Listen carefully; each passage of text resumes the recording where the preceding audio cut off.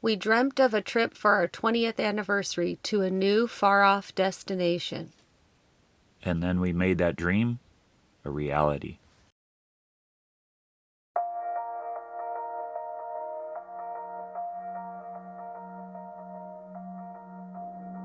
We woke up early, packed our bags, grabbed some breakfast, and said our goodbyes to the cows and Mavantin. We had a long 9-hour ride ahead of us across northern Iceland to reach our next stay. This included our first full-on encounter with the F-roads, the whole reason why we got four-wheel drive. This was my most anticipated region to visit on the trip. Welcome to the WestFjords.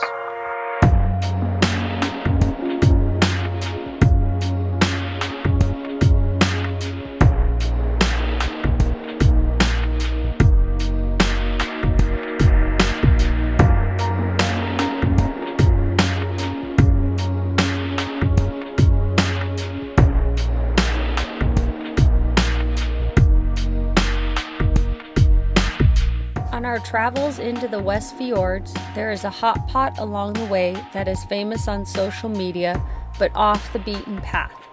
We decided to make that our first introduction to the beauty the WestFjords had to offer. Already enjoying the warm waters were a group of kids from Austria. It was a pleasant visit with other tourists searching for the same experiences. We all decided to jump into the cold fjord waters, which was probably around 40 degrees, a natural cold plunge.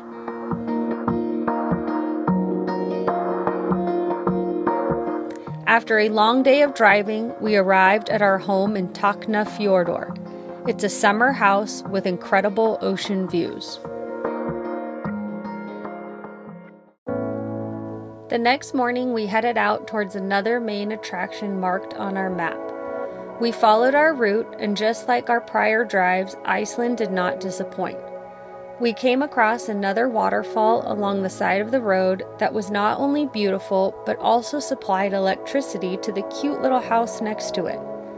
Every town or house in Iceland is strategically placed close to a waterfall, which is what makes their country one of the most renewable energy effective in the world. This was also a long, empty, straight road, so it provided a good opportunity for me to practice driving stick shift. It may have taken more than one try to catch me not stalling, but I finally did make it across.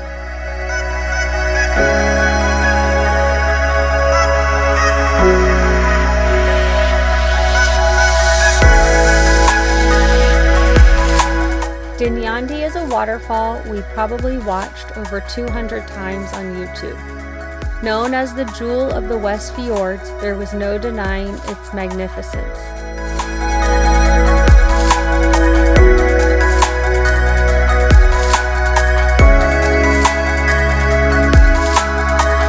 The water cascades down the mountain and looks exactly like a bridal veil.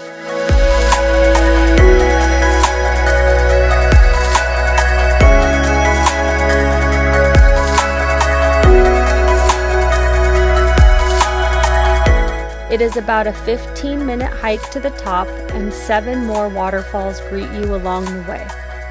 We made 2 hikes to the top to enjoy its beauty, the breathtaking views of the fjord below, and to sneak in a photo shoot. Dynjandi easily became my favorite waterfall of the trip.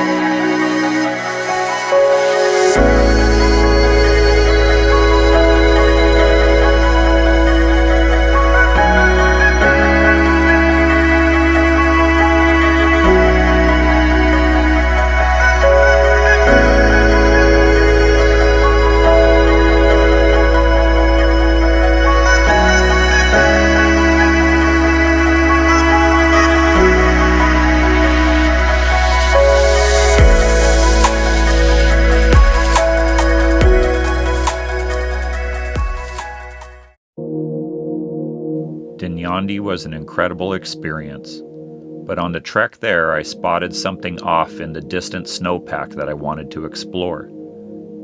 I found a safe spot to leave Jen in the warm car while I hiked to what looked like a possible snow cave.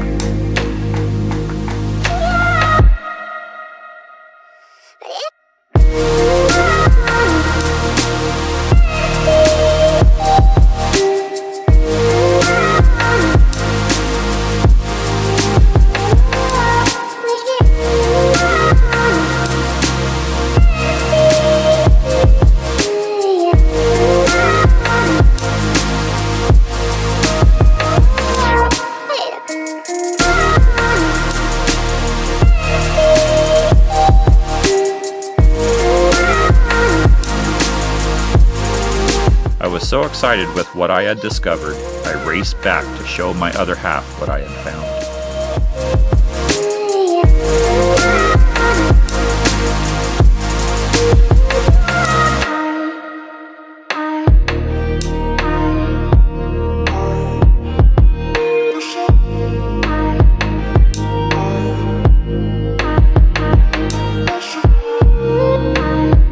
We lucked out and got to visit the cave, carved out by a small waterfall, which would probably collapse within the next few weeks.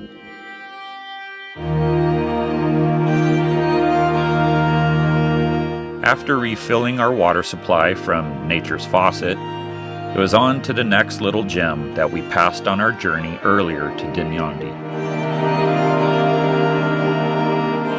A nature bath that Jen said was very toasty.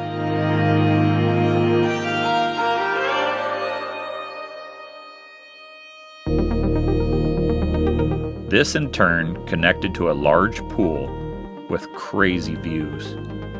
While Jen went swimming, I took to the skies.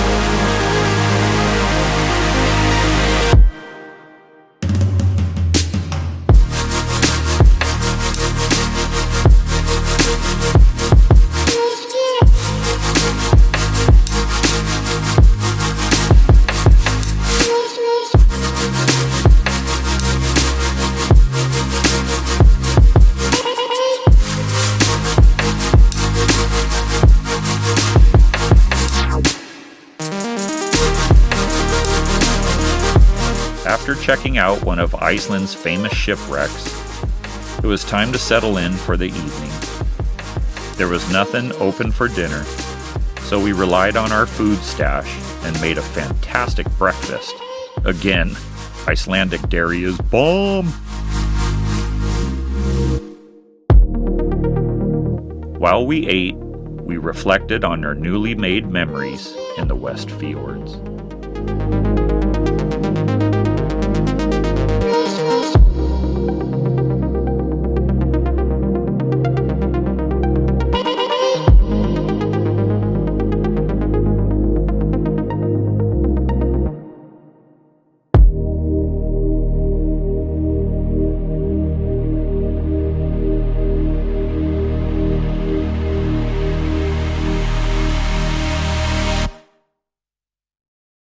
And then it happened again. Dessert in the form of sherbet skies.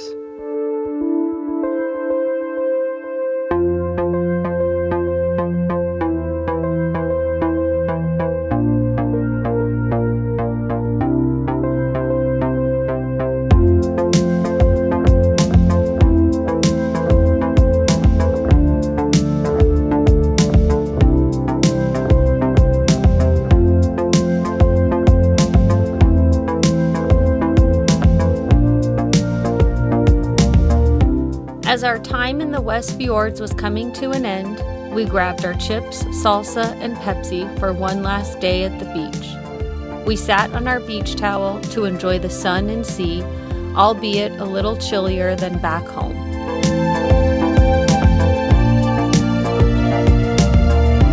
Driving out of the fjords, Jeremy spotted a golf course open for the summer with people playing, so we pulled over and asked if we could play around. They found us some left-behind clubs and a Ziploc of golf balls. How could we pass up that opportunity?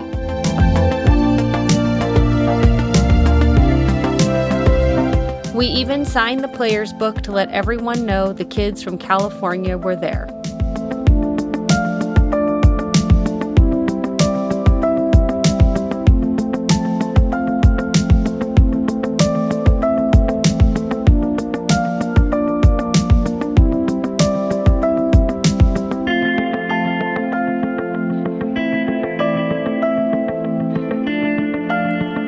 More road and more views. Can Iceland get any better? There is reflection upon reflection, and you could spend weeks pulling over to take another picture or drone video. Here's some of Jeremy's best shots.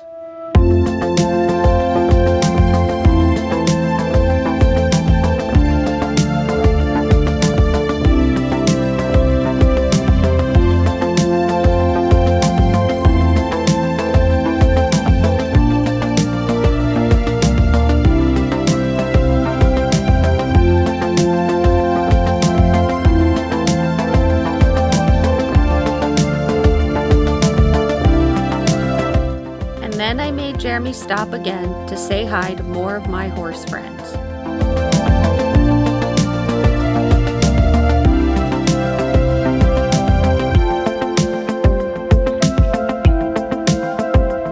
Shooting across an F-road on the Snaefellsnes Peninsula, we spotted another shipwreck on an island that I flew over to investigate.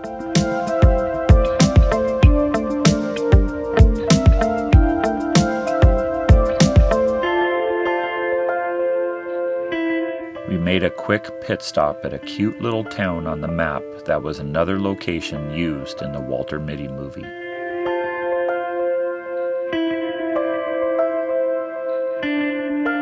This was the cool bar scene where he ran outside to the helicopter with Major Tom playing in the background.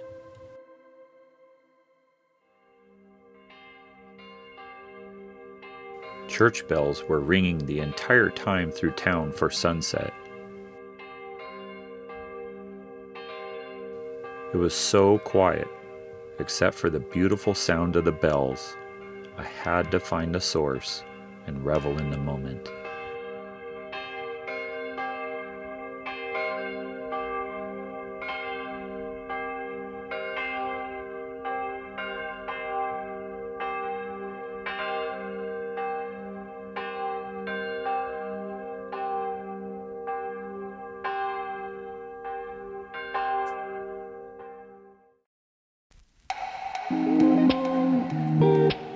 Jen and I were looking forward to our next accommodations due to the location, and they ended up being really cool. Isolated, modern, surrounded with horses, and a great place to relax, do some journaling, and enjoy the rain. I see the future when I wake up, and it's brighter as we're falling down. I'm feeling like I'm pacing. We'll sleep forever in the sands that we bathe. We decided to head out and challenge the rainy conditions. Got some quick pics of the Black Church and explored the coastline.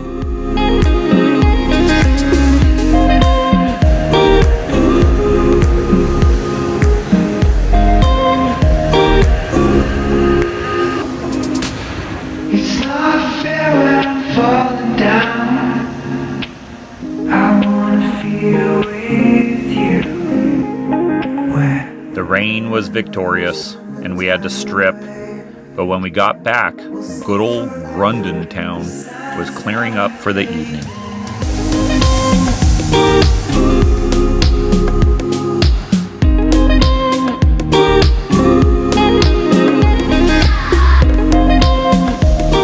Surrounded by an army of photographers, I got my iconic shot of Kirkjufell in the falls.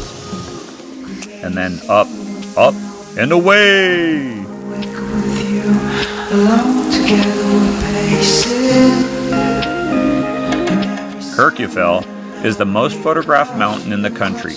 Also known as Church Mountain, its popularity really exploded after featuring in HBO's Game of Thrones.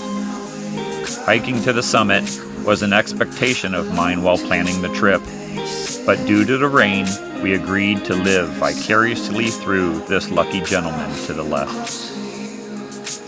A week after we left, there was a tourist that had a fatal fall while attempting the climb. Falling down, I wanna feel with you. Wind blows from the tidal wave. We'll stay forever in the stars that we made. It's not fair when I'm falling down. It was a relaxing 2 days in the rain, but it was time to say goodbye to the roof over our head and thank our hosts. Luckily, the rain stopped and I got to grab some aerials of the Black Church on the way to the capital.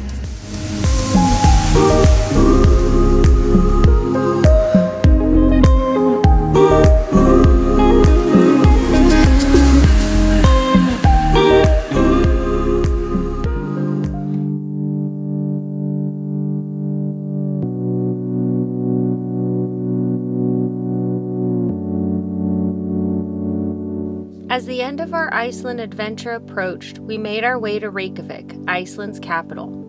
It was a little bit of a reality shock to be back in civilization and surrounded by not only people but also towering buildings. Our last night would be spent in an apartment overlooking one of the main pedestrian streets, and the host greeted us with a lovely anniversary gift. Even though Iceland is a small country, Reykjavik gives off big city vibes with a downtown full of life. Jeremy and I took the afternoon to get lost in the graffiti-decorated streets and admire the art on every building, some better than others.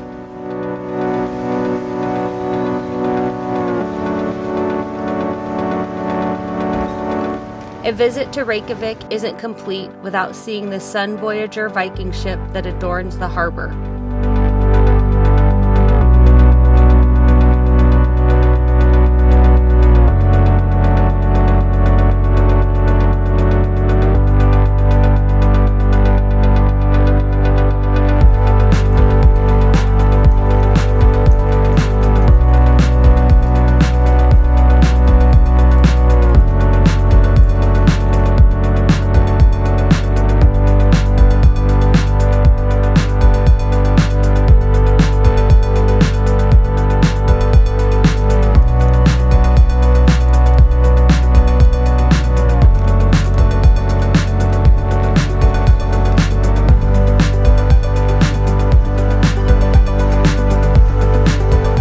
We then made our way to Iceland's famous church, whose name I am not going to try and pronounce, and went inside to admire the beautiful pipe organ, but didn't get the opportunity to hear it being played.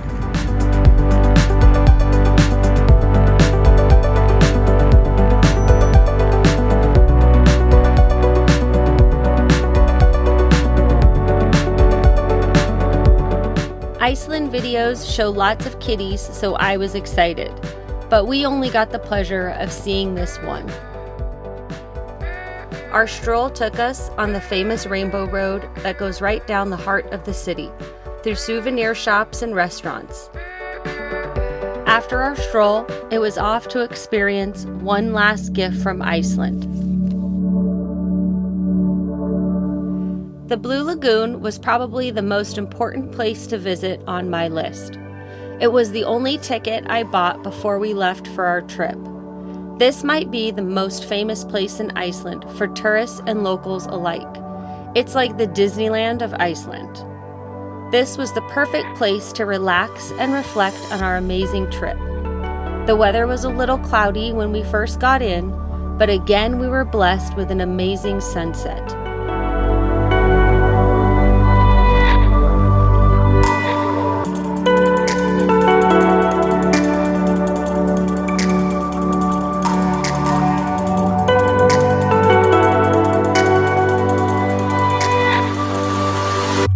While soaking in the warm water, we enjoyed a cocktail and decorated each other with face masks.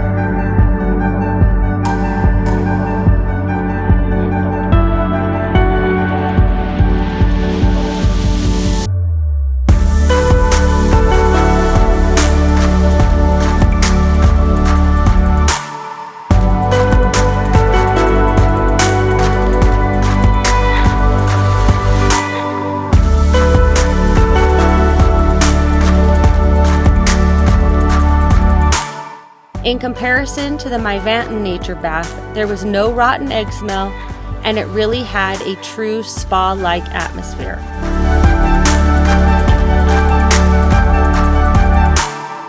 There couldn't have been a better ending to what truly was a bucket list 20th anniversary trip.